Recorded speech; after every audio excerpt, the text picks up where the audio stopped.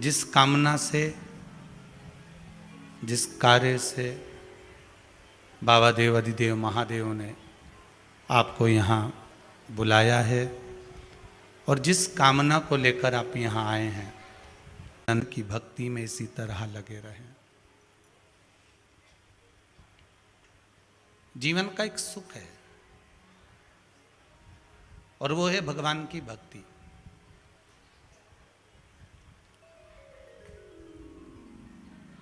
एक परिवार में अगर हिरण्यकशिपु जैसा राक्षस भी है तो उसी परिवार में प्रहलाद जैसा भक्त भी है। एक परिवार में लंकाधिपति रावण भी है तो उसी परिवार में विभीषण जैसा भक्त भी है। एक परिवार में कंस जैसा द्रोही राक्षस भी है, असुर भी है, तो देवकी जैसी बहन भी है। शिव महापुराण की कथा कहती है कि परिवार के भीतर ये जरूरी नहीं कि सभी धर्मात्मा निकल जाएंगे। परिवार के भीतर ये जरूरी नहीं कि सब पुण्यात्मा निकल जाएंगे। एक बड़े से बड़ा ज्योतिष आचार्य भी होता है ना, विद्वान, अगर कोई बहुत विद्वान भी है कि वो ज्योतिषी भी करता है, सब कुछ करता है, पूजन भी करे, पाठ भी करे, स्मरण भी करे, या भागवत भी बाचे, या शिव पुराण भी बाचे, या रामायण भी करे, या गीता भी करे, तो ये जरूरी नहीं है कि उसके बच्चे भी यही करें।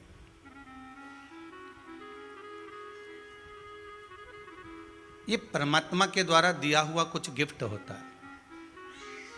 ये भगवान के द्वारा दिया गया हुआ कोई सौगात होती है जो जीव को प्राप्त होती है। और जीव उस सौगात को जब प्राप्त कर लेता है, जीव जब उसको प्राप्त कर लेता है, तो उसको प्राप्त करने के बाद उसमें अहमता का भाव नहीं आना चाहिए। राम जी को लंका जाने के लिए सेतु निमित्त था। परमात्मा को पाने के लिए शिव महापुराण एक निमित्त है।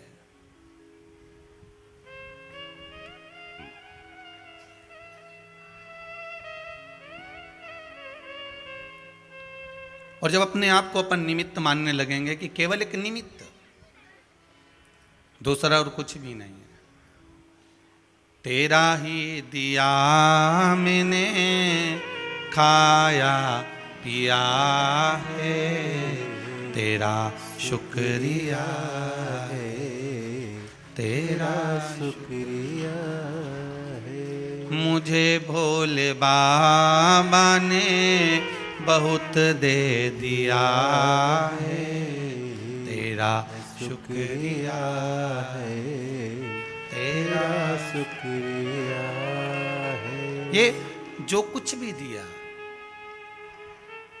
प्रथम सुख निरोगी काया, द्वितीय सुख घर में माया, ये दूसरा सुख है। सबसे पहला सुख है निरोगी काया। अगर काया ठीक है ना तो धन का भोग भी कर सकोगे। जो कमाया और वो अपने ऊपर ही भोग ना कर पाओ तो क्या मतलब। खूब सारा कमा कमा कर रख लिया और मालूम पड़े शुगर हो गई, दुनिया के लोग लड्डू खा रहे और तुम उनका मुंडा देख रहे है, तो क्या मतलब कैसे। वो एक गाना है ना, क्या करोगे तुम आखिर। कब्र के नाम मत लो यहाँ तो गाना थोड़ा वो शुगर वालों के लिए ना। क्या करोगे तुम आखिर होटल पे मेरी आकर, थोड़ी देर जलेबी देखोगे और चले। इससे ज्यादा कुछ नहीं होने वाला। हमारा शरीर में अगर सुख होगा, काया अगर मालूम पड़े काया ही ठीक ना हो तो फिर वो धन का भोग क्या है।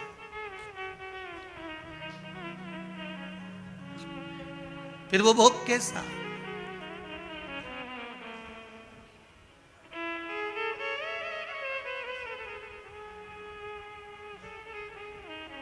कैंसर के हॉस्पिटल में अटैची भर भर कर धन लेकर लोग खड़े रहते हैं। साहब पिता को बचा लो, बहन को बचा लो, भाई को बचा लो, कुटुंब को बचा लो, इसको बचा लो, उसको बचा लो। धन की मूलता नहीं रही साहब। अभी कोरोना महामारी में आपने देखा होगा लोगों के पास धन बहुत था पर हॉस्पिटल में पलंग नहीं था। बोलो सही है कि गलत है? फ़ोन लगा लगा कर लोग बोल रहे थे कि साहब वो पलंग मिल जाए तो देख लीजिए, साहब व्यवस्था कर दीजिए, थोड़ा सा वो ऑक्सीजन का सिलेंडर मिल जाए तो देख लीजिए, थोड़ी सी व्यवस्था करवा दीजिए, थोड़ी व्यवस्था देख लीजिए।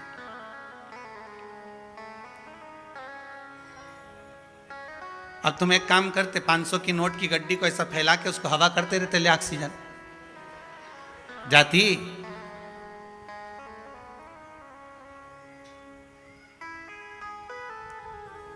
धन की मूलता क्या है?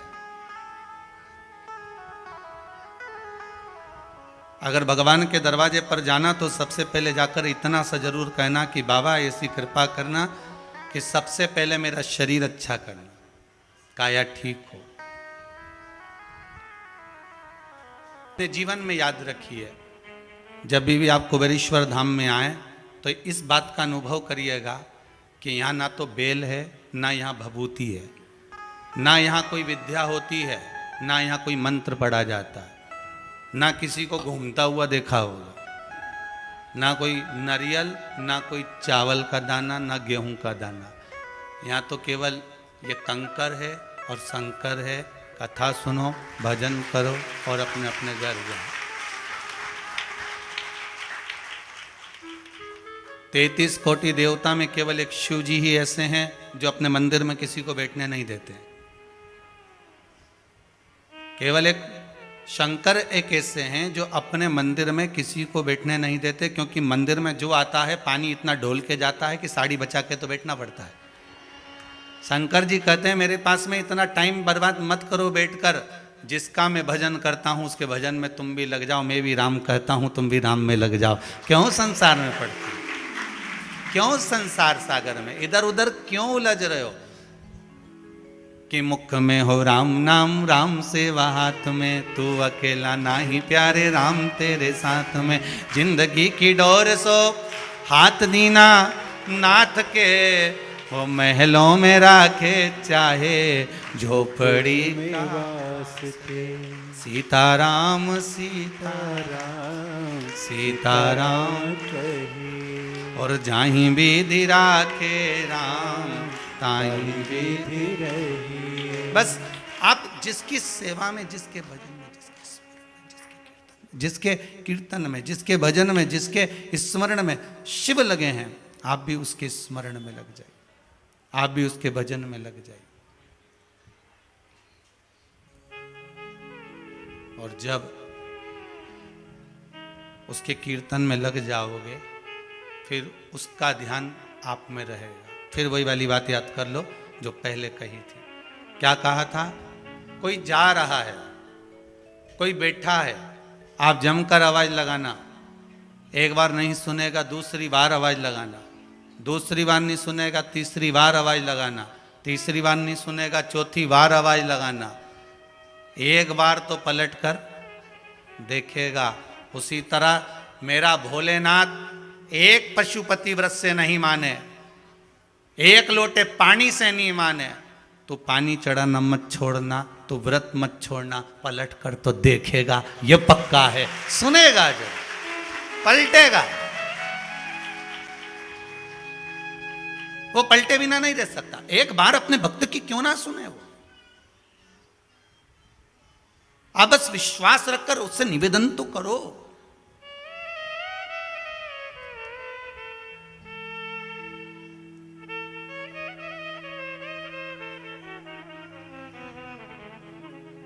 कई लोग कहते हैं छोरा छोरी कहे, छोरी छोरा कहे, हम इससे विवाह करेंगे, नहीं करेंगे तो मैं तो मर जाऊंगा, मैं तो कुआं में डूबी जाऊंगा, मैं छत से कूदी जाऊंगा।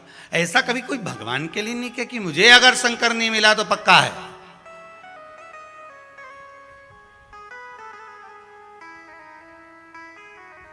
कहा था प्रहलाद जी ने, कहा था ध्रुव जी ने कि अगर आप आओगे नहीं तो मैं भी अपने प्राणों को त्याग दूंगा। जपते रहे भजते रहे। इतना भजन करा, इतना नाम जाप लिया, इतना नाम कीर्तन किया कि भगवान को पलट कर देखना ही पड़ा।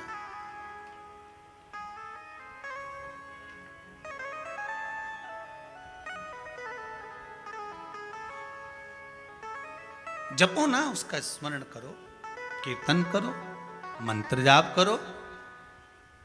आज एक कोई माता आई थी, बड़ी प्रसन्न थी। गुरुदेव, आंखों से आंसू निकल रहे थे प्रसन्नता के। गुरुजी, जिस जिस कामना से मैंने पशुपति व्रत करा, जिस जिस कामना से मैंने भगवान का निवेदन करा, भगवान ने मेरी सब सुन ली। यहां तक कि मुझे कैंसर तक हो गया था। कहीं बैठी होगी, उसका पर्चा है कि नहीं अभी तो पढ़े नहीं पूरे पर्चे, पर यहां तक कैंसर हो गया था, पर बाबा ने इतना साथ लिया कि बाबा ने ठीक भी कर दिया। आंखों से अश्रु बह रहे थे उसके, बोलती जा रही, रो रही, प्रसन्नता के बाद। गई होगी तो नहीं होगी, पर होगी तो हाथ उठाना जरा, कहीं बैठी हो तो। महाराज प्रसन्नता के भाव थे उसके जीवन का एक आनंद ही दूसरा था कि महाराज कुछ मिल गया, भगवान की भक्ति का जो फल है वो मुझे प्राप्त। अब आप स्मरण करोगे, चित्तवृत्ति धारण करोगे, मन में अगर भगवान की भक्ति को धारण करोगे, भगवती स्मरण में लगे रहोगे, तो जीवन का कौन सा भाग हो, लाभ हो जो ना मिलेगा। फिर कहेंगे अकाल मृत्यु वो मरे जो काम करे चंडाल का, काल उसका क्या बिगाड़े जो भक्त हो महाकाल का। जो शिव का उपासक होगा, शंकर का भजन करता होगा, शिव भक्ति में डूबा रहता होगा, उसके लिए क्या सोचना है ऐसा।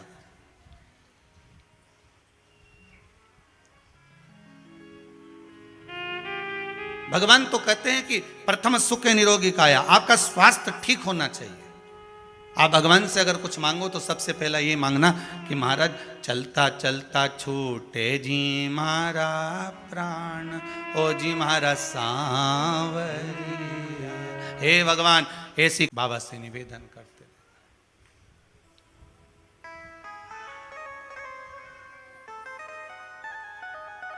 दुनिया का सबसे श्रेष्ठ मित्र अगर कुछ होता है तो वो दुख होता है।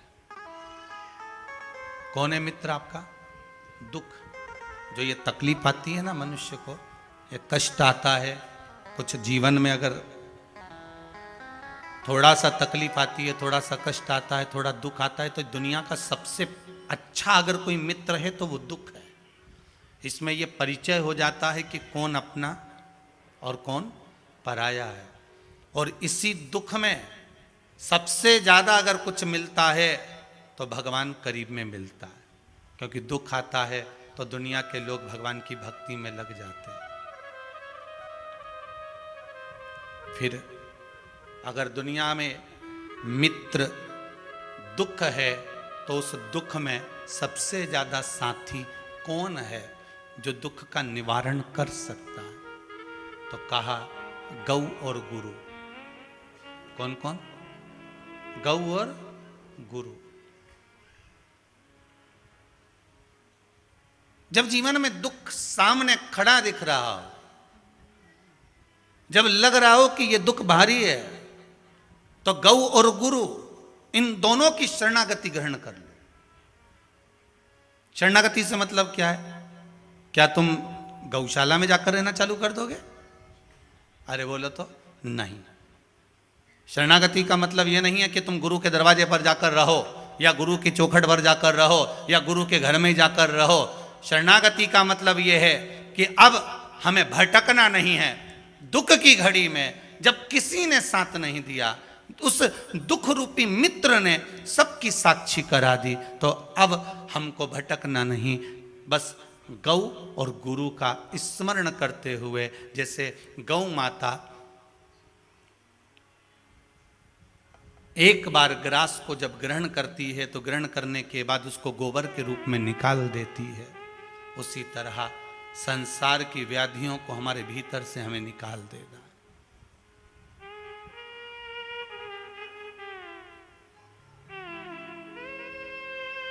निकाल देगा। और गुरु के पास जाकर ये पूछ लेना है, गुरुदेव ये दुनिया में मेरे कोई साथ देने वाला नहीं, बड़ा दुखी हूं भीतर से, अब कुछ बचा नहीं, अब कुछ भी नहीं बचा, आज के जमाने में अगर आपके पास में धन है तो गुरु भी तुम्हारे को पास में बिठा लेगा, संपदा है तो गुरु भी तुम्हारे।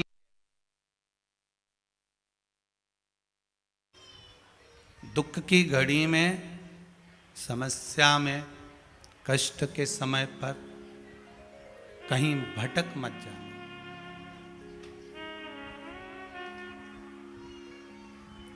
उस दुख की घड़ी में कहीं भटकना मत ही। आज एक बेटी दिल्ली से आई हुई थी सुबह, वो कह रही थी गुरुदेव सब जगह से ऐसा कोई विद्या नहीं, ऐसा कोई तंत्र नहीं, ऐसा कोई मंत्र नहीं, ऐसी कोई जगह नहीं जहाँ मैं गई नहीं, पर सब जगह केवल एक ही चीज़ देखी है कि लोगों ने केवल लूटा है धन से और समय बर्बाद किया। आखिरी बार आ रही हूँ, इसके बाद शायद मेरा विश्वास परमात्मा में रहे ना रहे। हमने उस बेटी को इतना ही कहा है कि यहाँ भी आए हो तो ये विचार कर कर जाना कि भूमि पर नमन कर कर, प्रणाम कर कर, उसको एकांत में बोल कर, विश्राम एक जगह लेकर कहीं उसको कह कर जाना। हमसे कहने से कुछ नहीं होगा। हम तो वहां बैठकर केवल आपसे श्री शिवाय नमस्तुभ्यम बोल लेते, केवल आपसे निगाह मिली और श्री शिवाय नमस्तुभ्यम आपका हमने स्मरण कर लिया, आपने बोल लिया साथ में, बस उतना बहुत है। क्योंकि महाकाल बाबा की कथा से एक चीज सीखे हैं, क्लास में कितने पीरियड अटेंड कर रहे हो, कितने सब्जेक्ट पढ़ रहे हो, उससे मतलब नहीं है। जिसमें हाजिरी भराती है उस समय पर होना जरूरी है। Bhairav Singh yes sir, Kamlabai yes sir, तो वो बस श्री शिवाय नमस्तुभ्यम, यही बाबा की हाजिरी है, ये समझो आप, यही बाबा का नाम। गौ और गुरु इन दोनों की शरणागति ग्रहण करो। गुरु मार्ग बताएगा, गुरु होता ही थोड़ा मार्ग। एक चेले ने गुरुजी से कहा, गुरुदेव मेरी बहन की शादी है, बहुत गरीब है हम लोग, हमारे पास में धन नहीं है गुरुदेव, बड़ी मुश्किल से शादी हो रही है। गुरुजी ने कहा ठीक है बेटा, कब जाना है? गुरुजी बस मैं कल निकल जाऊंगा। वो जाने लगा, गुरुजी को प्रणाम करने आया तो गुरुजी ने कहा दूसरे चेले से, ला अंदर अनार रखे ना, एक झोला में भर के ला दे इसको। उसको एक झोला में अनार दे दिए, ये ले जा तेरी बहन की शादी में। अब उसने मन में सोचा 6 दिन तो जाने में लग जाएंगे, अनार जाते जाते सड़ जाएंगे। अब गुरुजी को तो सोचना चाहिए, इतना धन है गुरुजी के पास में, कोई कमी है? इतना बड़ा मठ मंदिर लेकर बैठे हैं गुरुदेव, थोड़ा बहुत धन अगर दे देते तो मेरी बहन की शादी में लग जाता। पर गुरु तो गुरु है, महाकंजूसड़ा धरा।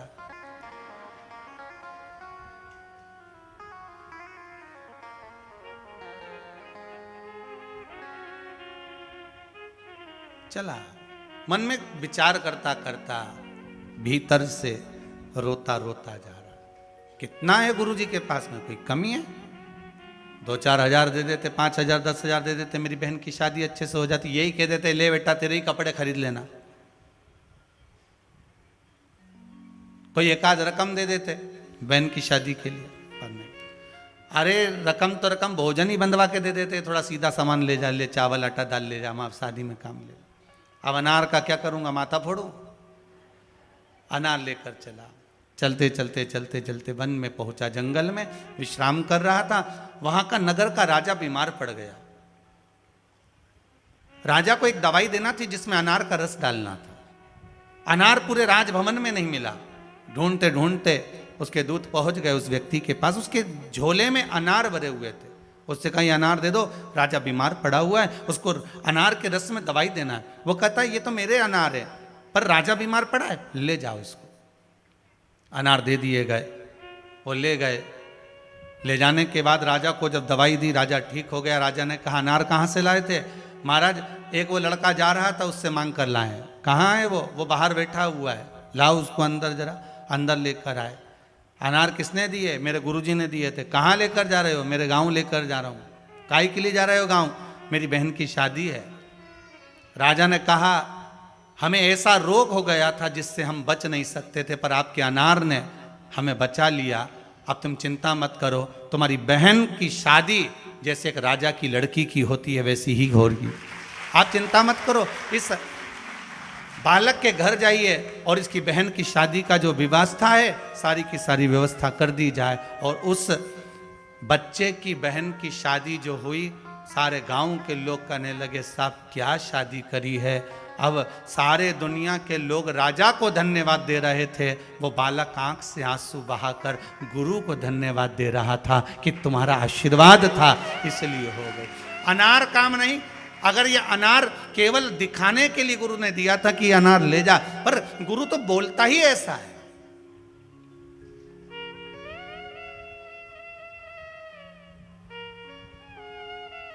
अब अनार की कितनी कीमत होगी? गुरु के संबोधन, गुरु के शब्द होते ही ऐसे हैं कि वो कुछ ऐसा कह देता है, कुछ ऐसा दे देता है, कुछ ऐसी कृपा कर देता है कि जा बस हो गया उसमें। अब लोग कहें बताओ दरवाजे पे दिया लगाने से कौन सा फायदा है?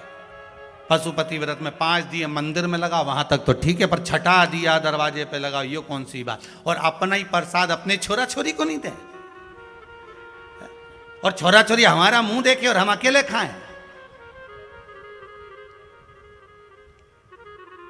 इतनी चतुर माता साथ में एक कटोरी अलग से प्रसाद और ले गई कि लाऊंगी तो छोरा छोरी को दे दूंगी, 3 हिस्से में से होगा ही नहीं। अब वो 4 बार आई कि गुरुजी मैंने कई बार पशुपति व्रत करे पर भगवान ने मेरी नहीं सुनी। तो हमने कहा व्रत कैसे करे, पूरा ईमानदारी से बता दे एक बार। कहे गुरुजी 3 हिस्से करे प्रसाद के, हाओ दिए लगाए 5, हाओ छठा दिया दरवाजे पर लगाया, ठीक है, बेलपत्री चढ़ाई, फूल चढ़ाए, सब कराए। हमने कहा और कुछ करा? कुछ भी नहीं करा। और तो पक्का? बिल्कुल पक्का।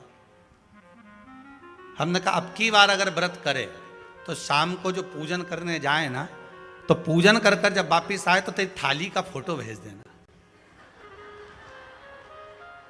बस तेरी थाली का फोटो भेज दे। लड़की का फोटो देख के समझ में आ जाए कि छोरी कैसी है, थाली देखकर समझ में आ जाए कि पूजन कैसी हुई है, अभी मालूम पड़ जाए। तो उसने थाली का फोटो भेजा, तो एक प्रसाद का हिस्सा अलग रखा था और एक प्रसाद उसकी कटोरी में रखा था स्टील की प्लेट में, और एक अलग रखा था दोने में। हमने फोन कर कर पूछा ये बताइए दोने में कौन सा प्रसाद रखा है? तो वो 3 हिस्से करे वो, और ये कटोरी में तो के घर में छोरा छोरी रहे, उनके सामने अकेली खाऊं तो अच्छा लगे, तो उनके लिए लिए बस। हमने कहा ठेले पर जाकर छोरा छोरी चाउमीन खाएं तेरे लिए लाए? अरे बोल तो जरा। तो एक जगह सोमवार के अगर नी भी दिया तो कोई दिक्कत?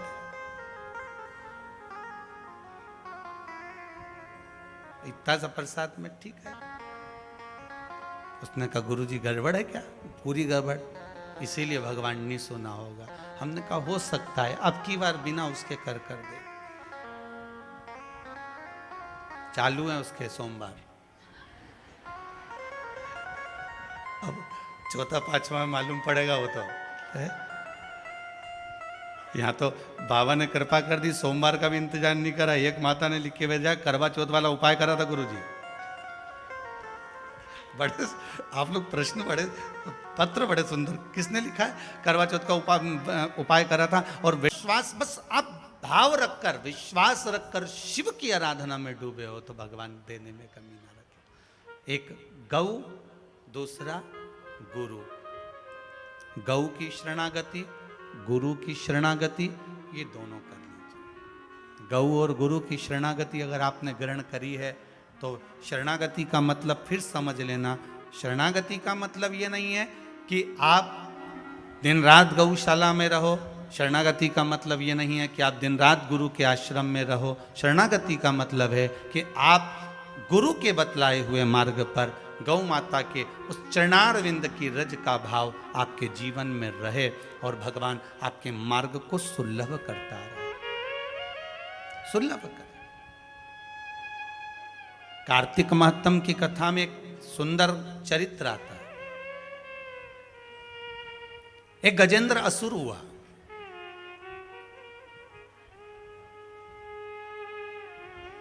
ये असुर, ये राक्षस बड़ा विचित्र था। कभी मनुष्य का रूप ले लेता था, कभी हाथी का रूप ले लेता था। कार्तिक महत्तम कहता है कभी मानव का रूप ले रहा है, कभी हाथी का रूप ले रहा है, गज का रूप ले रहा है।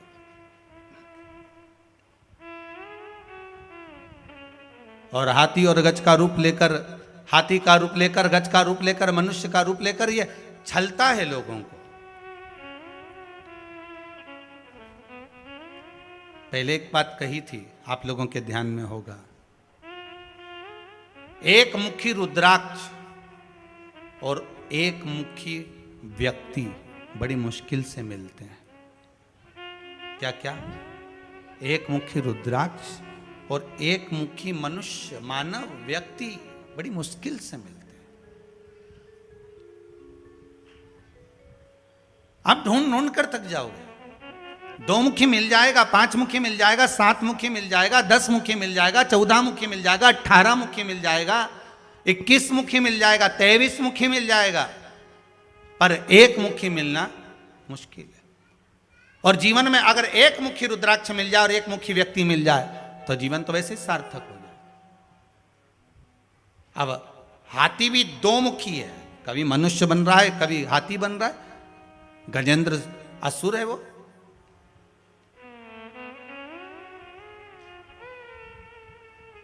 एक बार उसने विचार करा, अब की बार मैं हाथी का रूप लेकर, हाथी का रूप धारण कर कर मैं शंकर की आराधना करूंगा। अब कल कथा में कहा था कि जितने भी ये राक्षस प्रवृत्ति के जो जीव होते हैं, पहले डाकू जाते थे तो देवी की आराधना कर कर जाते थे। कल की कथा में कहा था ये राक्षस प्रवृत्ति के जितने जीव रहते हैं ये होते असुर हैं, पर इनके भीतर भी कहीं ना कहीं ये भगवान की भक्ति को पाने का एक प्रयास करते हैं जिससे हमें बल प्राप्त हो।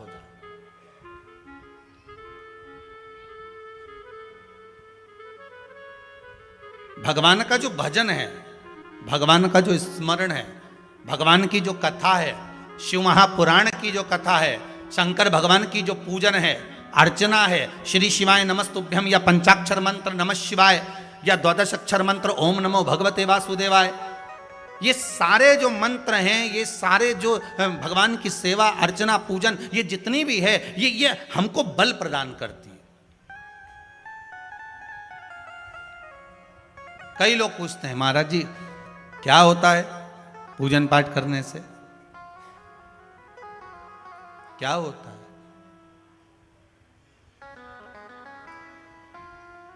बल प्राप्त होता है। क्या बल प्राप्त होता है? तो कहा दुख को सहन करने का। किसको सहन करने का? दुख को सहन करने। मानव का शरीर है,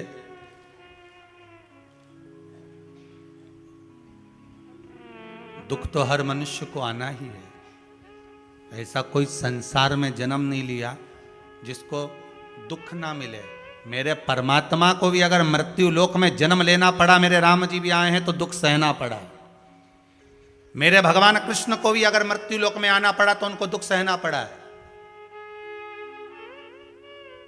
गौतम बुद्ध का भी अगर रूप धर कर आ गए तो उनको भी दुख सहना पड़ा है। नरसिंह अवतार धारण कर आ गए तो भी दुख सहना पड़ा है। वामन अवतार धर कर आ गए तो भी दुख सहना पड़ा है। मृत्यु लोक में अगर आए हैं, मृत्यु लोक में अगर जन्म लिया है तो दुख तो सहन करना ही पड़ेगा। तो हमें ये भगवान की जो भक्ति है, भगवान का जो भजन है, भगवान का जो स्मरण है, शिव महापुराण की जो कथा है, ये हमको बल प्रदान करती है कि अभी हम इतनी जल्दी हारेंगे नहीं।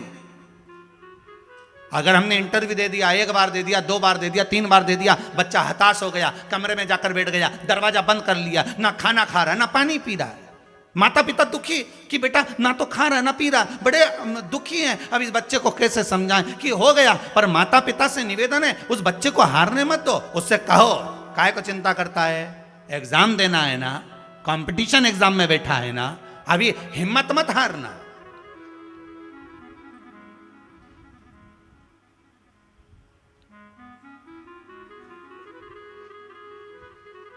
जरा सा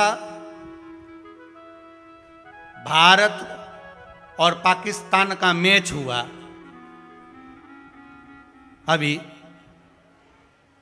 और अगर हमारे भारत के खिलाड़ी हर बार जीतते रहे, एक बार अगर हारे हैं, तो उसमें परमात्मा का आशीर्वाद समझना कि भगवान ने ये कृपा कर कर हराया है कि तुम्हारे नजदीक में रहने वाले दोगले कितने पनप रहे हैं, उनको दिखाना था।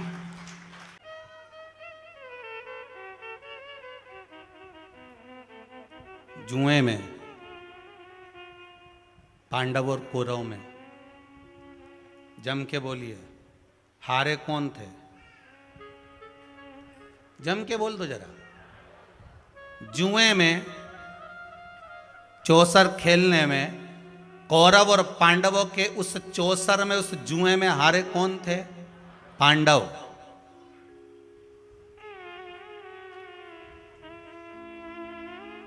अर्जुन ने भगवान कृष्ण से कहा, कन्हैया आपको मालूम है हम चौसर में हार गए, हम जुए में हार गए। भगवान ने कहा चिंता मत कर, पहला गेम था, हराना जरूरी था, आखिरी का तो अपन ही जीतेंगे। ये तो झांकी, अभी तो कोई टेंशन लेने की जरूरत नहीं, काहे को चिंता करता। अगर अभी तुम जीत जाते तो बाद में हार जाते, अभी हार गए तो बाद में जीत निश्चित है, चिंता ना करिएगा। उपासना, बच्चे अगर हार रहे हैं, एग्जाम दे रहे हैं, कंपटीशन एग्जाम में बैठ रहे हैं, परीक्षा दे रहे हैं, बहू भी एग्जाम दे रही है, बेटे भी दे रहे हैं, बार बार इंटरव्यू देने जा रहे हैं, हारना नहीं है। शंकर पर विश्वास रखो, भगवान शिव का स्मरण कर कर, शिव का अनुमोदन कर कर, शंकर का भजन कर कर, शिव नाम का स्मरण कर कर जाओ तो सही। सबसे ज्यादा खुशी इस बात की है आज के पर्चों में कि इसमें जितने पर्चे हैं, इसमें सबसे ज्यादा पर्चे इस बात के हैं कि मेरे बच्चों की सरकारी नौकरी लग गई, जॉब लग गई, ये लग गया, वो लग गया। सबसे ज्यादा खुशी इस बात की है। और फिर निवेदन करूंगा, ये पर्चे हमारे जाने के बाद यहीं रहते हैं, आप भी पढ़ लिया करो, हम थोड़े बहुत नहीं पढ़ पाते हो तो आप पढ़ लेना, पढ़ लिया। खुशी इस बात की है, हिम्मत ना हारिएगा, हारिया ना हिम्मत विसारिया ना राम। शंकर का अनुमोदन करते जाओ, शिव का स्मरण करते जाओ, भगवान की भक्ति को धारण करते जाओ, आगे बढ़ते जाओ। एक बात याद रखना, अगर किसी एग्जाम में बैठ रहे हो, बहुत बार बैठ चुके हो, नहीं हो रहा, तो कच्चे दूध में थोड़ी सी काली मिर्च को पीस कर डाल लीजिए। फिर काली मिर्च आ गई, ध्यान रखना। कच्चे दूध में थोड़ी सी काली मिर्ची को पीस कर डाल लीजिए। महाराज, थोड़ा सा कच्चा दूध बेलपत्री के पेड़ के नीचे समर्पित कर दीजिए, अपना नाम और गोत्र बोलकर। थोड़ा सा कच्चा दूध उसी में से शंकर भगवान को चढ़ा दीजिए। फिर एक कलश जल का साथ लेकर जाइए, जो शंकर भगवान पर जल चढ़ा कर आइए। फिर जिस एग्जाम में जा रहे हो उसमें आप चले जाइए, बाबा आपको सफलता प्रदान करेगा ही, ये पक्का है। काली मिर्च शत्रुओं का नाश करती है, आपको बल प्रदान करती है कि आप जिस परीक्षा में बैठने जा रहे हो, आप जिस जगह पर भगवान का अनुमोदन करने जा रहे हो, आप जिस जगह पर कंपटीशन एग्जाम में बैठने जा रहे हो, वहां सफलता देगी वो आपको। अगर कहीं भटक भी गए, हट भी गए, तो वो सफलता देगी।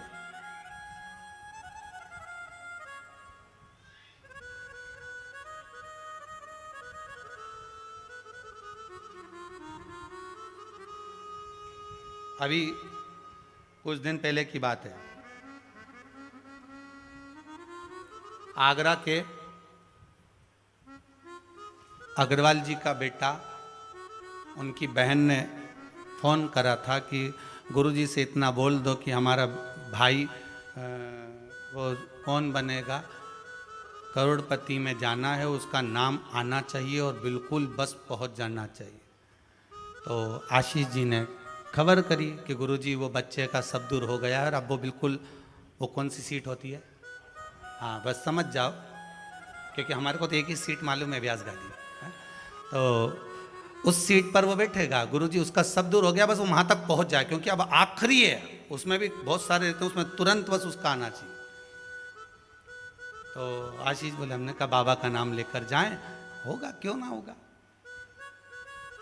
पर वहां तक तो पहुंच जाएगा वो।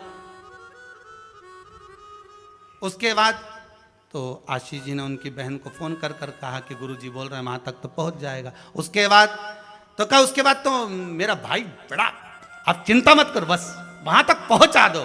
उसके तो हमने कहा आशीष बस बता दो, शिव जी का स्मरण करो, पहुंचो। पहुंच गए।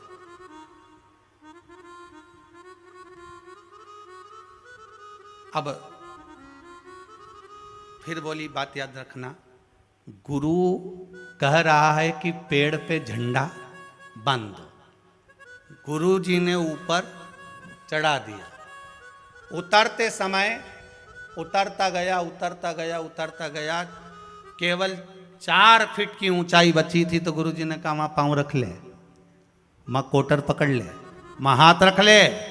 चेले को गुस्सा आ गया, बताओ मैं इतनी ऊपर से नीचे तक उतरा तो गुरुजी एक शब्द नहीं बोला और अपने आप को गुरु पद दिखाने लगे। नीचे आ गया, नीचे उतरा तो गुस्से में लाल हो गए। गुरुजी ने पूछा, बेटा आराम से उतर गया?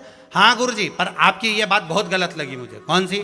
मैं इतनी ऊपर से नीचे उतरा, आपने एक बार भी नहीं कहा कि वहां हाथ पकड़ ले, कि वो कोटर पकड़ ले, कि वो डाली पकड़ ले, और केवल जरा सी दूरी बची थी। जब तो मैं ही उतर जाता तो आप बताने लगे कि कोटर पे पांव रख लेने, डाली पकड़ लेने, नीचे उतर जा, आराम से देख के उतरना, संभल के उतरना। गुरुजी बोले, भैया बात इतनी सी है, जब व्यक्ति मंजिल तक पहुंचता है और मंजिल से जब नीचे उतरता है तब उसको डर लगता है, भय लगता है, कैसे चढ़ूंगा, कैसे उतरूंगा। जब मंजिल करीब में होती है, घर पास में होता है, तो गाड़ी की स्पीड भी तेज कर ली जाती है। अब तो 3 किलोमीटर बचा है और मालूम पड़े वो 3 किलोमीटर के बीच में ही गाड़ी के सामने सुअर आ गया तो विचार करिएगा जरा, बहुत सोचने वाली बात है। पशुपति व्रत आप कर रहे हो, पशुपति व्रत आप धारण कर रहे हो, पर निवेदन केवल इतना सा है कि आपकी स्पीड का ध्यान रखना, आपकी स्पीड का ध्यान रखिए। आप शंकर का भजन कर रहे हो, आप स्पीड का ध्यान रखिए। कहीं हमारे व्रत में, हमारी पूजन में, हमारे भगवान की भक्ति में कहीं अहंकार तो नहीं आ गया? वो स्पीड देखना पड़ेगी। अहंकार तो नहीं आ गया, अभिमान तो नहीं आ गया? हम भगवान की भक्ति में डूबने वाले हैं, भगवान मिलने वाला है, बिल्कुल सम्मुख में हमारा काम होने वाला है, पर हम क्यों नहीं पहुंच पा रहे? हम वहां तक क्यों? कई लोगों के साथ होता है, सामने थाली लग जाती है, भोजन करने की तैयारी होती है, थाली सरक जाती है, बिल्कुल होने वाला है, बिल्कुल लग गया, अपना तो नाम ही है, और मालूम पड़े गायब। कहीं स्पीड तो तेज नहीं कर ली हमने अपनी गाड़ी की? कहीं अहंकार में तो नहीं डूब गए हम? इसका स्मरण रहे। अहंकार में 3 गए धन, वैभव, वंश, ना मानो तो देख लो रावण, कौरव और कंस। एक जगह कहीं विचार करिएगा। हाथी, गजेंद्र, असुर सूंड में पानी भरता है, शिव जी पे छोड़ता है, फिर पानी भरा, फिर छोड़ा, फिर पानी भरा, फिर छोड़ा, फिर पानी भरा, फिर छोड़ा।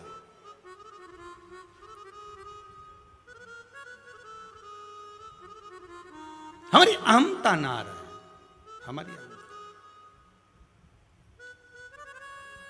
फिर पानी भरा, फिर छोड़ा, फिर पानी भरा, फिर छोड़ा। विश्वनाथ शंभु त्रिकालदर्शी कैलाशी प्रसन्न हो गए।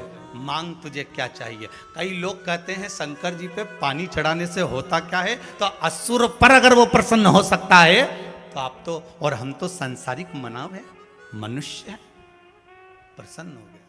मांग तुझे क्या चाहिए? बस कृपा कर दीजिए, क्या इतनी सी कृपा कर दो कि मैं जब आपको बुलाऊं मेरा शंकर मेरे सामने आ जाए, मेरा शिव मेरे सामने।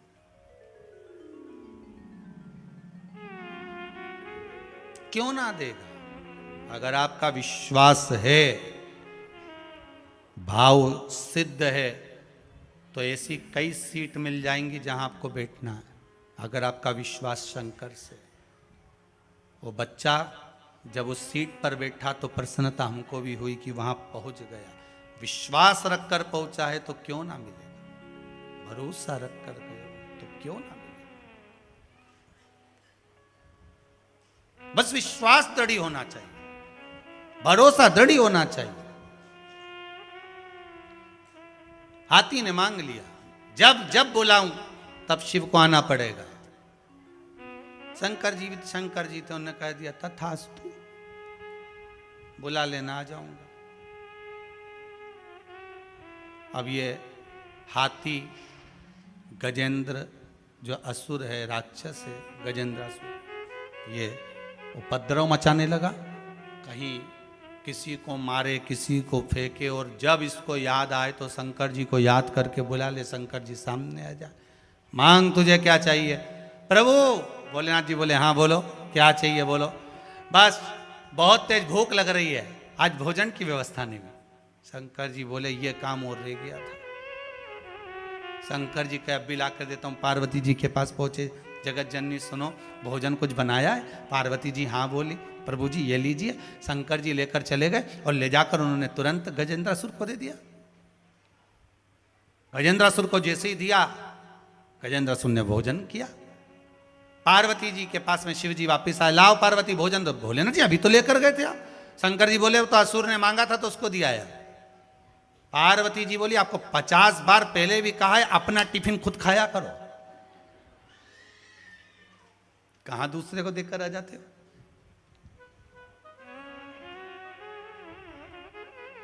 भगवान भूत भावन भूतेश्वर बड़े प्रसन्न। गजेंद्रासुर जब शिव को बुलाए, शंकर तब आ जाए।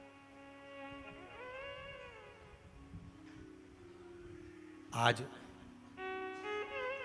देवऋषि नारद देख रहे थे कि गजेंद्रासुर ने जैसे ही शंकर जी को बुलाया और भगवान आए तुरंत, और अभी शंकर जी आकर गए और गजेंद्रासुर ने फिर बुलाया और शिव फिर आ गए। कार्तिक महत्तम की कथा कहती है, बार बार मेरे भोलेनाथ जी को बुलाया जा रहा है और बार बार भोलेनाथ जी आ रहे हैं। नारद जी थकित रह गए। नारद जी पहुंच गए सीधे गजेंद्रासुर के पास में। हर हर महादेव। क्या बात है, मैंने देखा है आप बार बार शंकर जी को बुला रहे हो, शंकर जी आपके यहाँ आ रहे हैं, मेरी एक बात मानोगे। देवऋषि नारद बोलो क्या चाहते हो। देवऋषि नारद जी बोले बार बार शंकर जी को बुलाने में समय बर्बाद होता है, शिव जी जाते हैं फिर आते हैं, फिर जाते हैं फिर आते हैं। इससे अच्छा है तुम एक काम करो, अगर शंकर तुम्हारा कहना मानते हैं तो शंकर जी को अपने भीतर उतार लो, संग ने अंदर। हाँ, शंकर जी को अपने अंदर उतार लो। हाँ, अब ये बहुत बड़ी बात आई है महाराज यहाँ पर कथा में। कई लोग कहते हैं इनके शरीर में वो देवता उतरी गया। अब अभी देखना तुम, शंकर जी जो उतरेगा,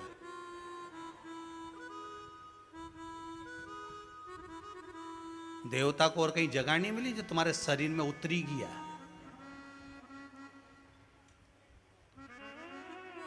और तुमने ऐसा कौन कौन सा पुण्य का काम करा नहीं देवता तुम्हारे अंदर उतरी गया। बोलो तो सही, कौन सा तुमने 40 साल 30 साल अन्न नहीं खाया, कौन सा तुमने किसी को गाली नहीं दी, कौन सा तुमने किसी का अपशब्द नहीं किया, कौन सा तुमने गजब का काम कर दिया कि 24 घंटे 3.5 करोड़ रोम छिद्र मनुष्य के शरीर में होते हैं, तो क्या तुमने एक दिन में 3.5 करोड़ बार भगवान का नाम लिया। अरे बोलो जम के, तो फिर देवता को तुम्हारा ही शरीर क्यों मिला। ने तुरंत कह दिया देवता इसमें उतरी गया, इसका शरीर में देवता भर ही गया। तो मेरे को एक बात समझ में नहीं आया, देवता इसी को क्यों ढूंढ के आया। आखिर कारण क्या था देवता? एक आध बार देवता मिल जाए नहीं तो पूछ लूं, बोल रे कमलाबाई में क्यों आया, बता जरा, ये बेरू सिंह में क्यों आया तू है, और ये रामकली में काय घुसी गया, ये तो बता मेरे को कि ये आखिर कारण क्या था ने देवता ही में भर ही गया। अभी भराएगा देखो।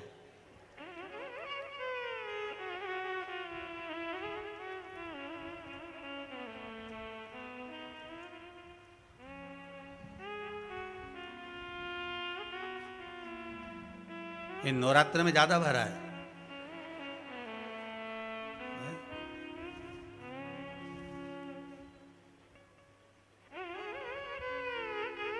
कहीं की कथा में नहीं मिला, बस यही कथा में मिला है कार्तिक की। अच्छे से सुन लेना कि देवता भराया और फिर निकला तो कैसे निकला, ये देखिएगा।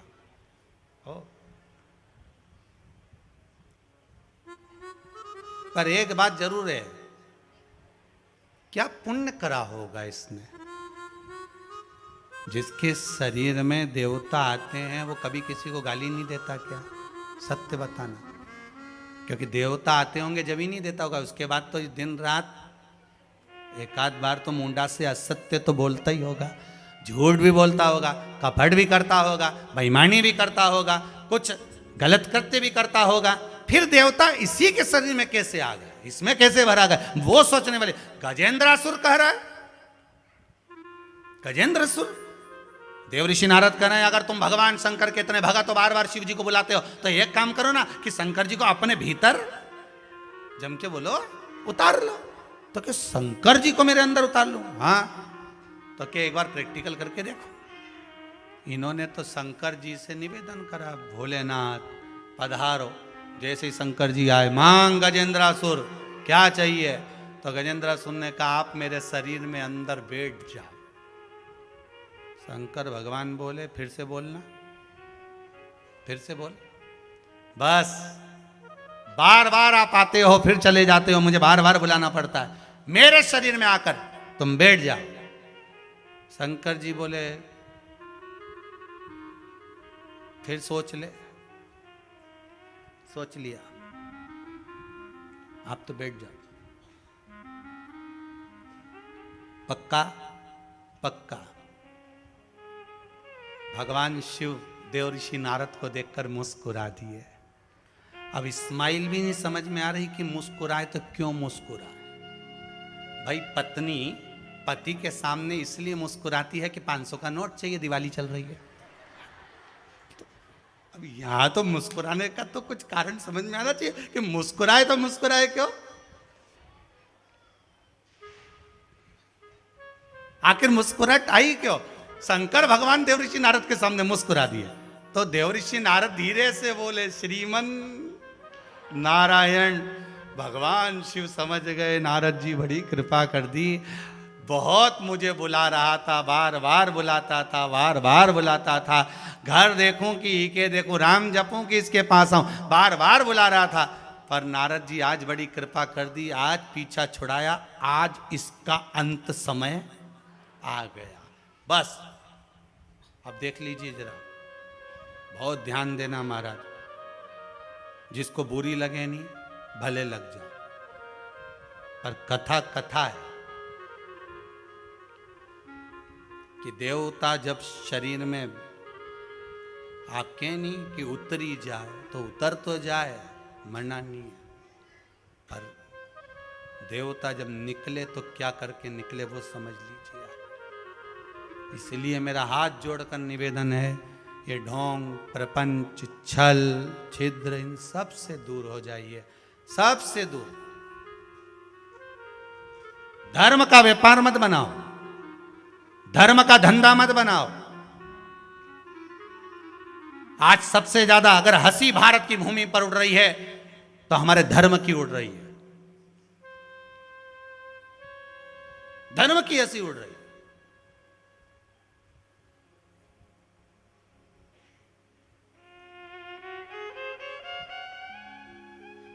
रोड पे चल रहे हैं, चलते चलते देवता आ गया, शोभा यात्रा आगे निकल गई, देवी जी पीछे रह गई।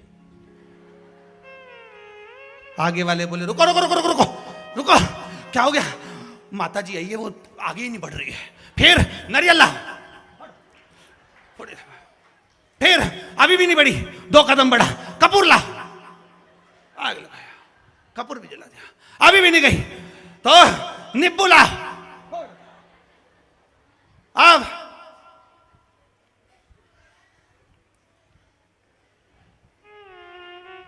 कहीं नहीं, एक काम करो, ओके कान का बाला नीचे पटक दो, अभी देवी गायब।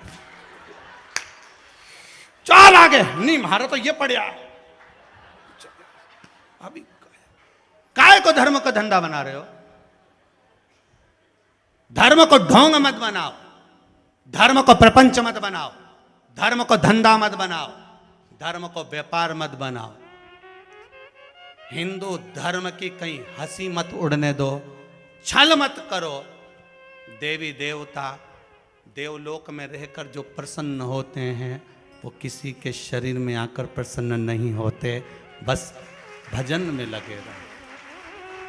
मीरा को कभी नहीं आए, नामदेव को कभी नहीं आए, तो राम जी के कभी नहीं आया, यहाँ तो किसी के नहीं आया। वो तो भगवान की भक्ति में लगे थे, बस उनके सामने गजेंद्रासुर के शरीर में शिव जी से करें आप मेरे अंदर बैठ जाओ। शंकर भगवान ने एक शिवलिंग का स्वरूप बनाया और श्वास द्वारा मेरे शंकर भगवान उस गजेंद्रासुर के शरीर में जाकर बैठ गए। कार्तिक महत्तम कराए, शरीर में जाकर जब गजेंद्रासुर के भगवान शिव बैठे, गजेंद्रासुर शंकर भगवान को अपने हृदय में जब बिठा लिया, उदर में अपने भीतर जब बिठा लेता है, तब चारों तरफ हाहाकार मच गया। भगवान विष्णु के पास खबर गई कि शिव नहीं है।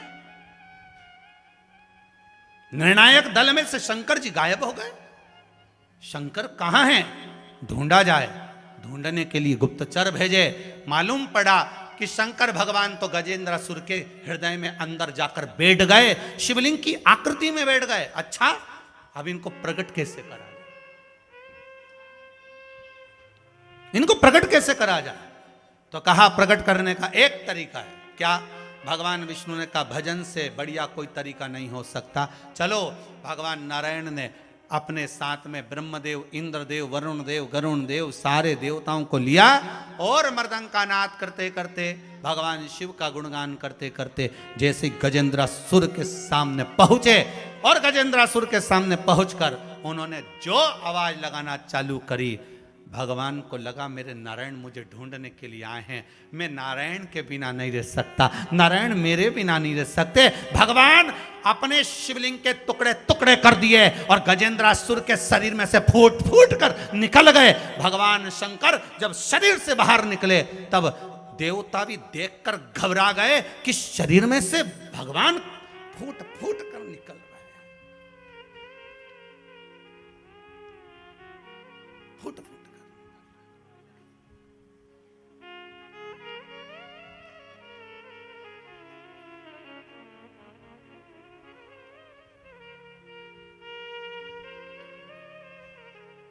शरीर में अगर देवता भरा जाते हैं, दूसरे का भला कर सकते हो पर अपने खुद का कभी भला नहीं कर सकते आप, जिंदगी भर याद रख लेना। यहां कह रहा है गजेंद्रासुर के शरीर में से फूट फूट के निकले भगवान शिव का कण कण निकला।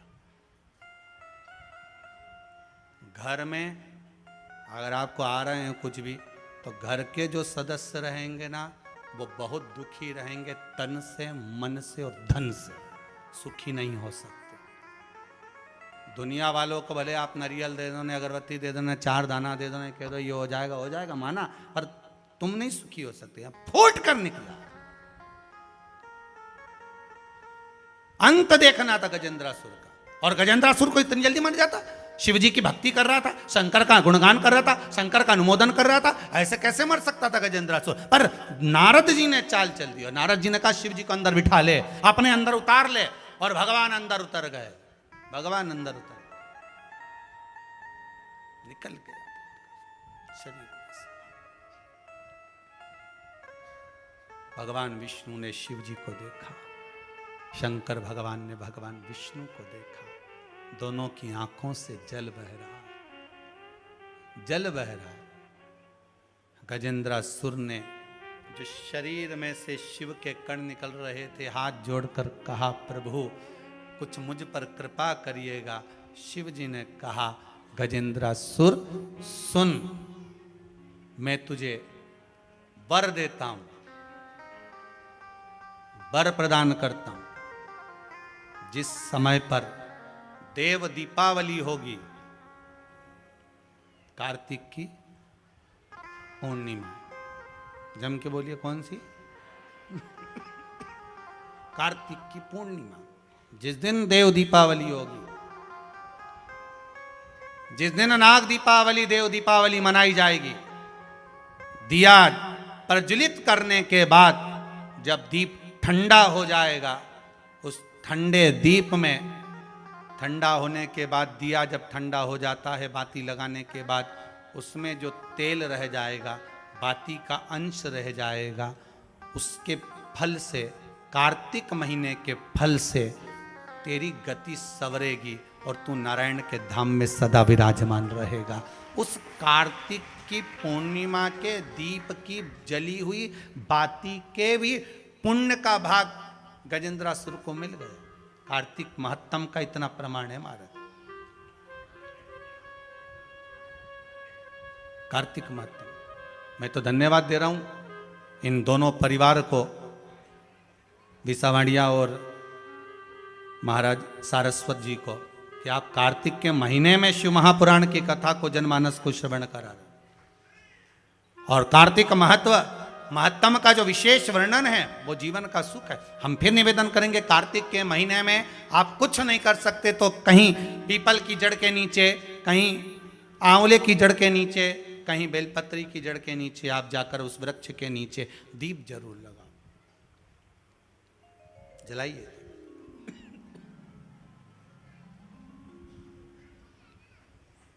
कार्तिक का महीना चल रहा है, अगर ज्यादा दुख है, तकलीफ है, तो दुख दहन स्तोत्र का पाठ। कौन सा पाठ? दुख दहन स्तोत्र का पाठ आप इन 3 वृक्ष में से, आंवला हो, पीपल हो, चाहे बेलपत्र हो, इन 3 वृक्ष के नीचे कहीं पर भी बैठकर आप उस पाठ का स्मरण करो, घी का दीप लगाकर।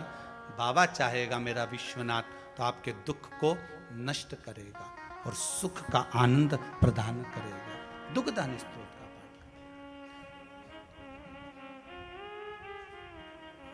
शिव उपासना,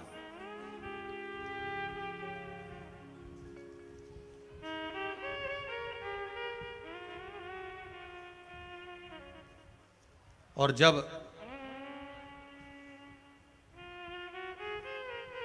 शिव उपासना की भक्ति का प्रतिबिंब प्रबल होगा,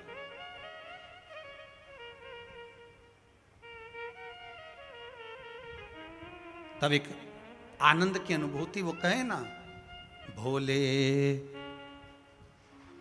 हे शंकर हे शिव। आपको कहां जाना है? पहले अपन विचार तो करें एक बार कि पहले निश्चित करा जाए कि कौन सी प्रॉपर्टी अपनी है? सिग्नेचर जहां होंगे वहीं तुम माने जाओगे।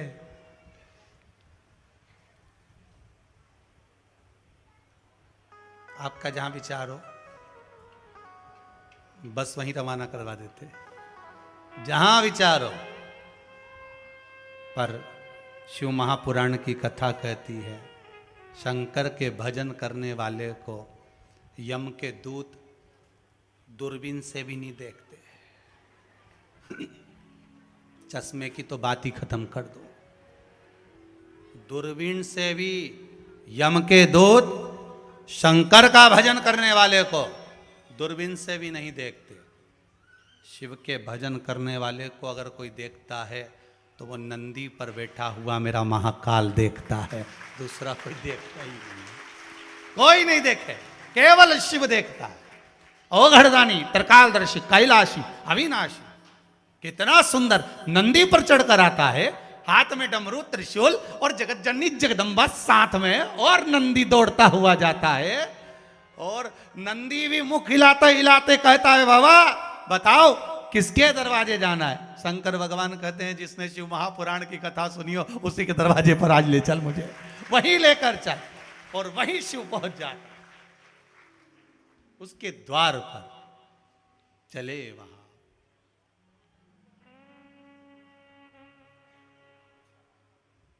हमारे दो ही रिश्तेदार, एक हमारे भोले बाबा, दूजी गौरा रानी सरकार। हमारे दो ही रिश्तेदार। हाँ, तुम्हारे हो सकते हैं बहुत सारे, तुम्हारे तो बहुत हो सकते हैं, तुम्हारी रिश्तेदारी कोई कम है क्या? पर हमसे कोई पूछे तो हमारे दो ही हैं, एक शंकर जी, एक पार्वती जी। बस ये दोनों इतने जोरदार हैं, जब याद करो, जब बोलो तब हाजिर। नहीं आए तो पशुपति व्रत कर लो, हाजिर तुरंत। हमने एक माता जी ने लिखकर भेजा था, पशुपति व्रत तो ऐसा है जैसे शंकर जी को कॉल कर रहे हैं, बस फोन किया और आया तुरंत। वाह, शिव है। कोई कह रहे थे गुरुजी मंदिरों में सोमवार के दिन इतने दिए लगते हैं कि रोज दिवाली लगती है, हर सोमवार शंकर जी के सामने दिवाली।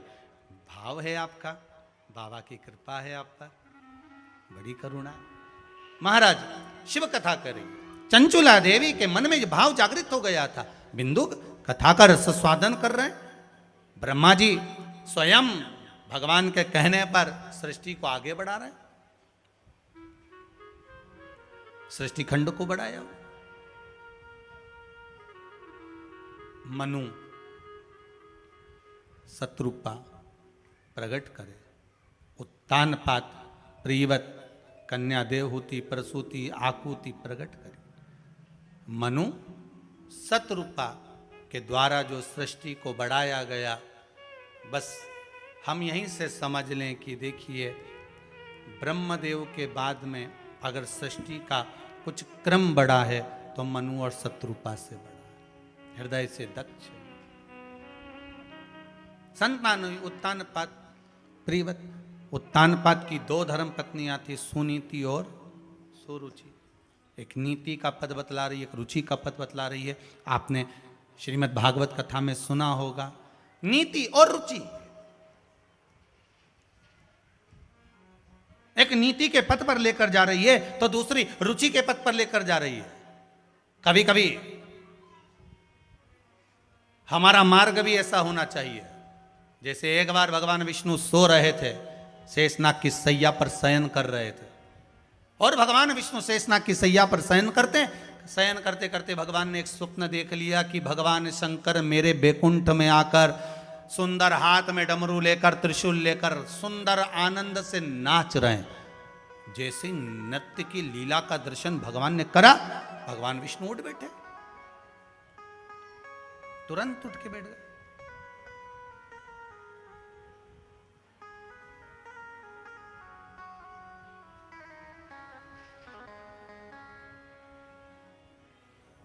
भगवान उठ के जैसे बैठे, लक्ष्मी जी ने पूछा, प्रभु क्या बात है, आज आप एकदम अचानक उठकर बैठ गए, हुआ क्या है आपको, क्या हो गया? भगवान बोले, लक्ष्मी मैंने आज स्वप्न देखा है। क्या स्वप्न देख लिया आपने? आपने स्वप्न क्या देख लिया? देखा क्या है आपने स्वप्न? मैंने स्वप्न में देखा है देवाधिदेव महादेव बैकुंठ आए और बैकुंठ में नृत्य कर रहे हैं। अच्छा, इसलिए मेरा मन कर रहा है कि मैं महादेव से मिलकर आऊं, चलो मेरे साथ। भगवान ने गरुण जी को बुलाया, गरुण जी आइए। भगवान गरुण को बुलाते उससे पहले माता लक्ष्मी ने कहा, गरुण को मत बुला, मैं हाथी को बुला लेती हूँ। गज को बुलाया, गज के ऊपर भगवान विष्णु और लक्ष्मी दोनों बैठ गए। चले, अब ये दोनों जा रहे थे भगवान शंकर को याद करते करते, शिव का गुणगान करते करते, शंकर का भजन करते करते, शिव स्मरण करते करते करते करते जैसे ही जा रहे थे, जाते जाते बीच रास्ते में उधर से देवाधिदेव महादेव माता पार्वती के साथ आ रहे थे।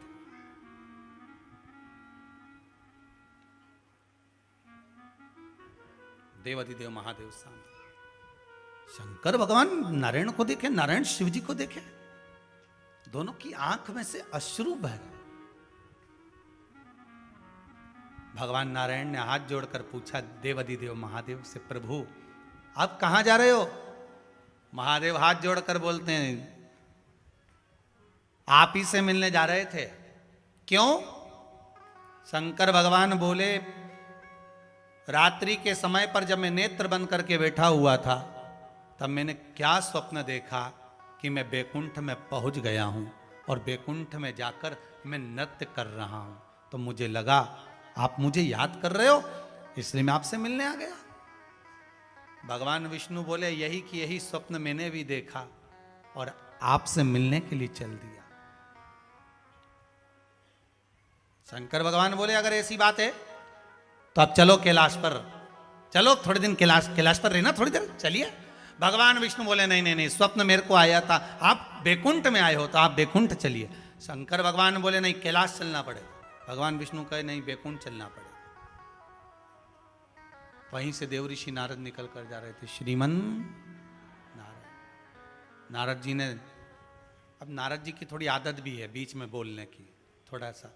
अब नारद जी पहुंच गए इन दोनों के बीच में। भगवान विष्णु और भगवान शिव जी को देखकर देव ऋषि नारद ने प्रणाम करा। हर हर श्रीमन।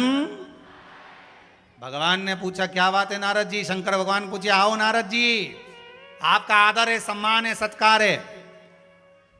नारद जी बोले, बोलो प्रभु। तो भगवान बोले, पहले ये बताओ नारद जी कि तुम क्यों आए, कैसे आए? नारद जी बोले, आप दोनों खड़े थे तो मैंने सोचा मैं भी चल चलूं, बीच में थोड़ी देर बातचीत कर लो। तो शंकर भगवान बोले, बहुत अच्छे समय पर आए हो। भगवान विष्णु बोले, आप ही का इंतजार था, हम दोनों में थोड़ा सा विवाद चल रहा है, हम दोनों ने एक जैसा स्वप्न देखा है, दोनों एक दूसरे से मिलने जा रहे थे, पर दोनों एक जगह रास्ते में मिल गए, चौराहे पर मिल गए। अब बात ऐसी है, मैं कह रहा हूं शंकर भगवान से कि आप बैकुंठ चलो, शंकर जी कह रहे हैं आप कैलाश चलो। अब आप बताओ कौन कहां जाए? नारद जी चुटैया घुमाए, राम जी बड़े बुरे फंसे। कभी कभी बीच में बोलने वालों की हालत खराब हो जाती है।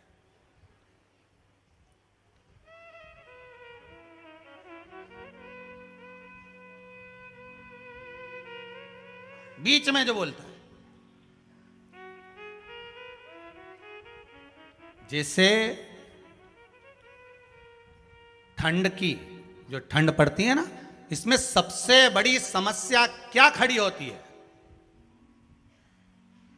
आधी रात को व्यक्ति पूरी रात यही सोच के नहीं सो पाता है कि कम्बल इधर से लंबा है कि इधर से लंबा।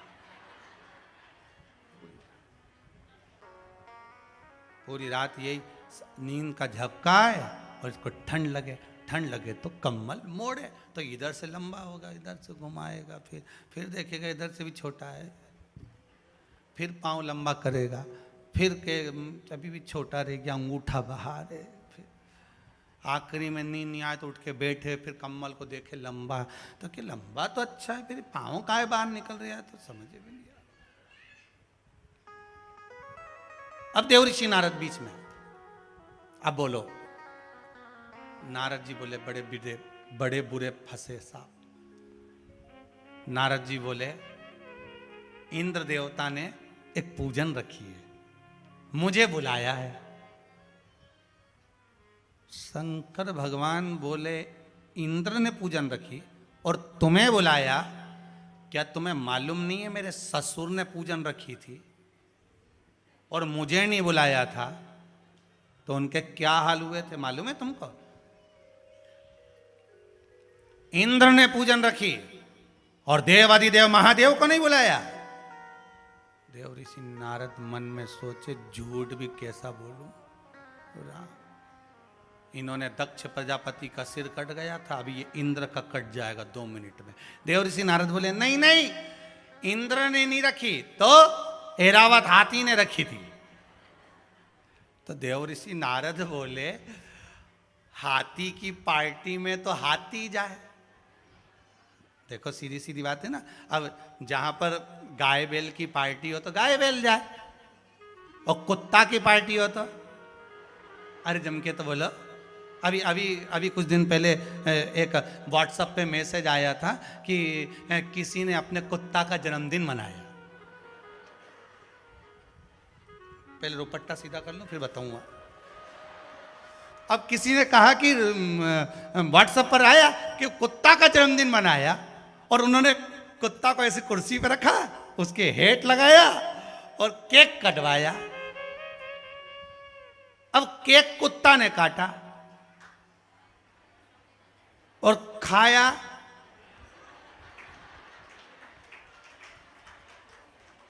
जितने पार्टी में आए थे। ये हमारी जूली का जन्मदिन है, आ जाना। अब जूली का जन्मदिन मना रहे, अब कुत्ता का जन्मदिन में केक कटवाया कुत्ता से और केक सब एक दूसरे से खा रहे। अब वाह आशीष बोला गुरुजी बड़ा विचित्र जमाना आ गया, बड़ा विचित्र जमाना। बताओ कुत्ता का जन्मदिन है और बताओ लोगों को केक खिला रहे। हमने कहा सबऊ कुत्ते हैं, अब सबऊ कुत्ता हो जाए जितने। अब कुत्ता के जन्मदिन का केक कुत्ता ही खा सके? बोलो ईमानदारी की बात है कि नहीं? अपने घर में छोटे से बच्चे का जन्मदिन होता है तो क्या बड़ों को बुलाते हैं? बोलो जम के नहीं। और बड़े का जन्मदिन होता है तो बड़ों को बुलाते हैं, छोटे का जन्मदिन हो छोटे को बुलाते हैं। अब कुत्ता का जन्मदिन में किसको बुलाना था?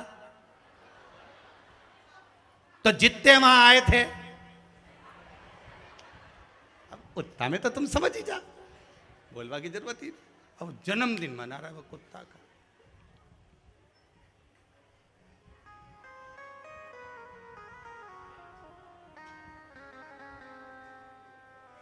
एक बात और समझ में नहीं आई कि वह कुत्ता के जन्मदिन में गिफ्ट क्या क्या लाए होंगे। गिफ्ट क्या रहा महाराज? बड़ा ध्यान दीजिएगा, शिव महापुराण की कथा कर रही। भाव जितना धन आप व्यर्थ की जगह पर खर्च करते हो उसमें से एक अंश भी आप किसी गरीब की पढ़ाई पर, किसी गरीब के विवाह में, किसी गरीब के भोजन में खर्च कर दोगे तो जीवन का सबसे बड़ा सुख मिलेगा। जीवन का सबसे बड़ा सुख मिलेगा। जो धन व्यर्थ की जगह पर खर्च कर, सत्कर्म की ओर लगा दो। देव ऋषि नारद बोले हम तो बीच में फंस गए। भगवान शिव ने कहा एरावत हाथी का अगर कोई पूजन है तो वहां हाथी जाए, तुम क्या करने जा रहे हो? नारद जी मन में सोचे अपन तो फिर फंस गए।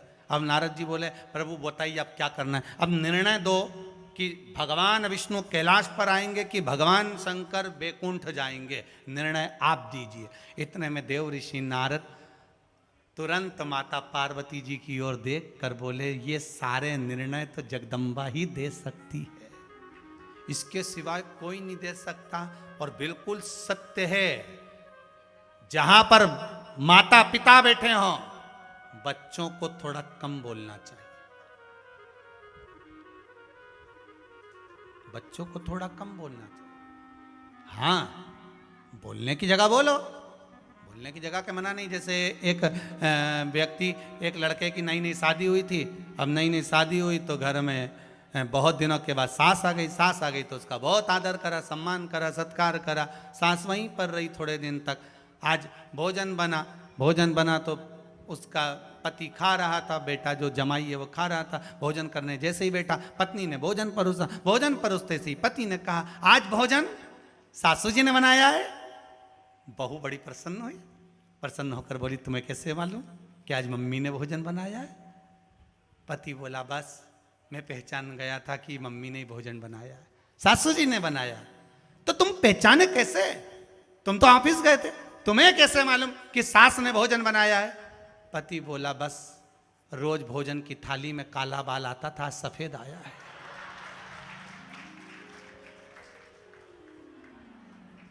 पहचान हो गई, समझ में आ गया कि आज सास ने बनाया। बाल से ही पहचान बदल, यही है। देव ऋषि नारद बोले निर्णय तो मां जगत जननी जगदम्बा पार्वती ही दे। माता अगर मां अंबे बैठी हुई है, जगदम्बा बैठी हुई है, मां शेरोवाली बैठी हुई है, आद्य शक्ति माता पार्वती बैठी हुई हैं तो उत्तर वो देंगी। माता पिता अगर कहीं बैठे हुए हैं और उनकी बात चल रही है, समझा रहे हैं, बता रहे हैं, ज्ञान उपदेश दे रहे हैं, तो बच्चों को थोड़ा सा मौन हो जाना चाहिए। नारद जी ने चतुरता दिखा दी, माता पार्वती से कहा निर्णय माँ देगी। शंकर भगवान ने कहा ठीक है पार्वती नीचे उतरो। नंदी पे से माँ जगत जननी नीचे उतरी। देवऋषि नारद वहीं खड़े थे, भगवान विष्णु भी हाथ जोड़कर खड़े हो गए, लक्ष्मी जी भी हाथ जोड़ ली। माँ निर्णय आप दीजिए, भगवान विष्णु कैलाश पर जाएंगे कि शंकर भगवान बैकुंठ में जाएंगे, आप बताओ। माता पार्वती जी ने कहा भगवान विष्णु बैकुंठ जाएंगे, भगवान शंकर वापिस कैलाश जाएंगे। पर एक बात जरूर कहूंगी कि नारायण जब तक बैकुंठ में रहते हैं तब तक शंकर बैकुंठ में रहते हैं, जब तक शंकर कैलाश पर रहते हैं तब तक नारायण कैलाश पर रहते हैं। ये दोनों कहीं नहीं जाते, एक दूसरे के साथ है, ये कहीं नहीं जाते। कितना सुंदर कहा है, कार्तिक के महीने में अगर आप शंकर की आराधना कर रहे हो तो उसका फल भगवान विष्णु दे रहे हैं। सावन के महीने में आप एक लोटा पानी अगर शंकर को चढ़ा रहे हो तो उसका फल भगवान विष्णु दे रहे हैं। दोनों विपरीतता में, राम कहो श्याम कहो पर फल शिव ही देंगे, शिव का नाम जपोगे फल मेरा नारायण ही। वरदानी भगवान शंकर की कथा कहते हैं, जीवन का सुख वही। ब्रह्मदेव सृष्टि का निर्माण कर रहे हैं, पर सृष्टि को रचने से पहले ब्रह्मा जी के मन में एक भाव और जागृत हो गया कि सृष्टि के निर्माण में मेरे भगवान ने कहा है कि पुरुष और स्त्री का निर्माण करना है।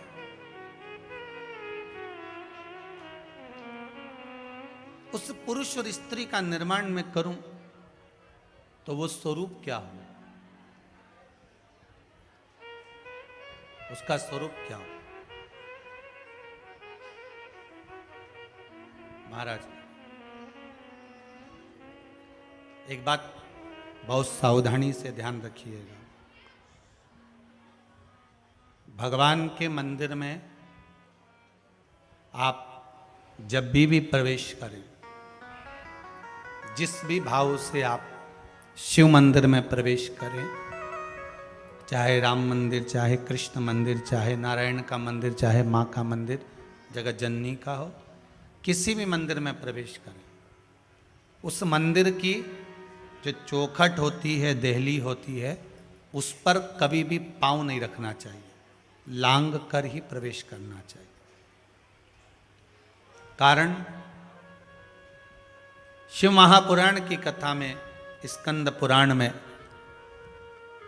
सारी पुराण भगवान नारायण की, भगवान विष्णु पुराण का स्मरण कर लो, चाहे श्रीमद् भागवत का स्मरण कर लो, भगवान के जो द्वारपाल होते हैं, चाहे वो जय विजय हों, चाहे श्रृंगी भृंगी हों, जो भी भगवान के गण होते हैं, वो द्वार पर, चौखट पर भगवान की आज्ञा से बैठे रहते हैं।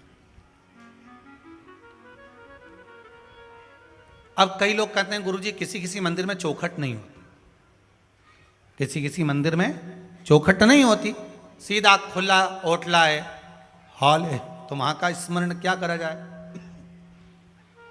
तो महाराज शिव महापुराण की कथा कहती है कि आप मंदिर में जब प्रवेश कर रहे हैं, उस मंदिर में प्रवेश करते समय एक क्षण के लिए, मात्र एक क्षण प्रवेश करते समय पंचाक्षर मंत्र का स्मरण कर ले। क्या मंत्र है? नमः शिवाय, नमः शिवाय, नमः शिवाय। पंचाक्षर मंत्र का स्मरण कर लें और अंदर प्रवेश कर लें।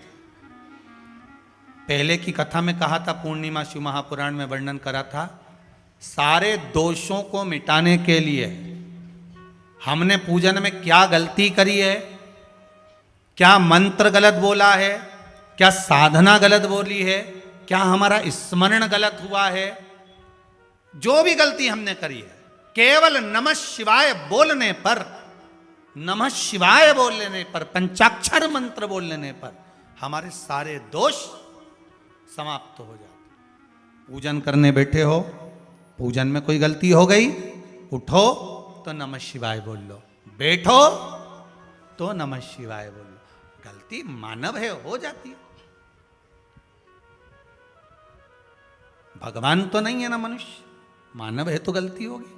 केवल नमः शिवाय बोल, पंचाक्षर मंत्र का स्मरण, सारी गलतियां समाप्त। एक प्रश्न अच्छा है, किसी ने लिखा है तुलसी की माला का है कुछ।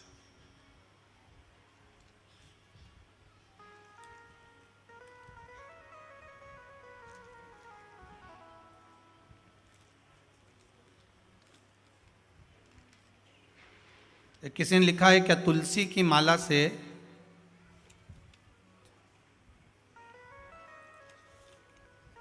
चंद्रकांता द्विवेदी सतना मध्य प्रदेश से,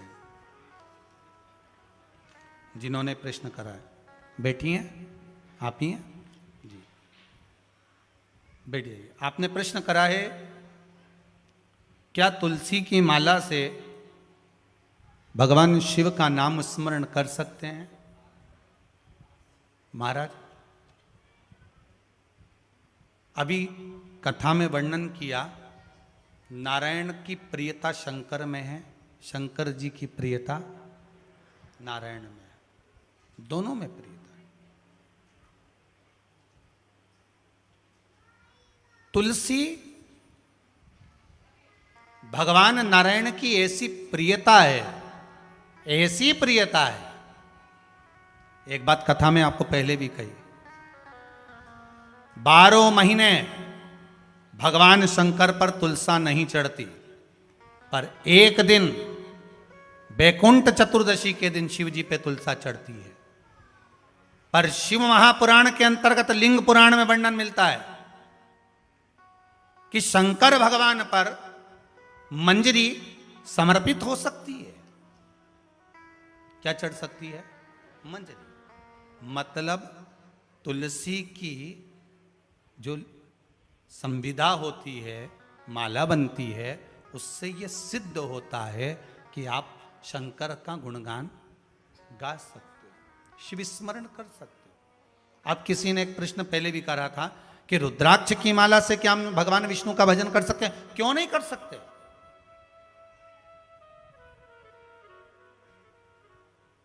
क्यों नहीं कर सकते? भगवान शिव का स्मरण आप तुलसी की माला से भी कर सकते हो, और रुद्राक्ष की माला से आप भगवान नारायण का भी स्मरण कर सकते हो। अभी कथा में आया था कि भगवान माता पार्वती जी कह रही हैं कि प्रभु आप बैकुंठ में रहें, आप कैलाश में रहें, पर यह सिद्धता है कि आप दोनों में कोई भेद नहीं है। अगर दुनिया के लोग आप में भेद करेंगे तो वो कभी आपकी भक्ति प्राप्त नहीं कर सकते। रामचरितमानस में भी तुलसीदास जी ने ये लिखा कि जो शिव में भेद करेगा और राम में भेद करेगा, वो राम को पाने का हकदार नहीं है। जिसने शंकर और राम में भेद कर लिया, नारायण में और शिव में भेद कर लिया, वो शिव को या नारायण को पा नहीं सकता। दुनिया के लोग कहते हैं हम राम वाले, हम कृष्ण वाले, हम शंकर मंदिर नहीं जाते। तुम कह दो छाती ठोक कर शिव मंदिर नहीं जाते, तो स्टाम्प पे लिख के जाना कि मुझे मेरे घर में ही जलाना, शमशान लेके मत जाना, और जलाना भी मत ही, मेरे घर में मुझे संजो के रख लो, क्योंकि जलोगे तो वो शमशान हो गया, शमशान हो गया तो शिव का घर हो गया। लिख दो कि हमें मत लेकर जाना, हम शंकर का प्रसाद नहीं लेते, हम शंकर का पूजन नहीं करते, हम शिव का जल नहीं पीते, हम शंकर को जल समर्पित नहीं करते, हमें मत लेकर जाना। लिख दो, आप लिख कर जाओ। राम बिना शिव नहीं है और शिव के बिना राम नहीं, नारायण के बिना शंकर नहीं, शंकर के बिना नारायण नहीं। यही सिद्धता भगवान बारंबार करे हैं। आज ब्रह्मा जी को भगवान शिव ने सृष्टि को बढ़ाने के लिए अपना अर्धनारीश्वर स्वरूप का दर्शन दिया है। बोल अर्धनारीश्वर भगवान की। भगवान के अर्धनारीश्वर स्वरूप का दर्शन दिया। सुंदर भगवान शिव के अर्धनारीश्वर स्वरूप का दर्शन करिए।